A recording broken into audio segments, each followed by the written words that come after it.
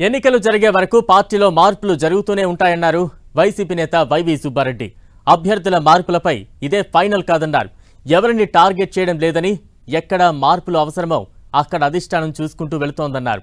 కొందరు వ్యక్తిగత కారణాల వల్ల పార్టీని వీడితే వైసీపీకి వచ్చే నష్టం ఏదీ లేదంటున్నారు వైవి సుబ్బారెడ్డి.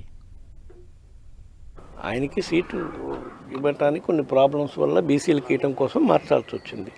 దానికి ఆయన ఏదైనా మనస్తాపం చెప్పి పోతానంటే పోనండి. ఇంకా ఆడ రామకృష్ణారెడ్డి కాదు, ఇంకా చాలా చోట్ల కూడా పోతున్నారు ఒకరిద్దరు. పోయినందువల్ల మాకేం నష్టం లేదు. కాకపోతే ఎవరిని పోగొట్టుకోవాలని మాకు లేదు. వాళ్ళకి ఏదో ఒక స్థానం కల్పిస్తామని హామీ ఇవ్వడం జరుగుతుంది మార్పు చేర్పుల్లో భాగంగా.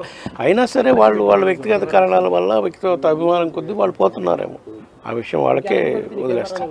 మార్పులు చేర్పుల విషయంలో, కొత్తగా అభ్యర్థులను పెట్టే విషయంలో ఎలక్షన్ల వరకు నిరంతరము ఈ ప్రక్రియ జరుగుతూనే ఉంటుంది. ఎక్కడ మార్పులు అవసరమో ఉమ్మడి ప్రకాశం జిల్లా కానివ్వండి, రాష్ట్రంలో 175 నియోజకవర్గాల్లో ఇప్పటి వరకు సుమారుగా 35 నియోజకవర్గాల్లో మార్పులు చేయటం జరిగింది.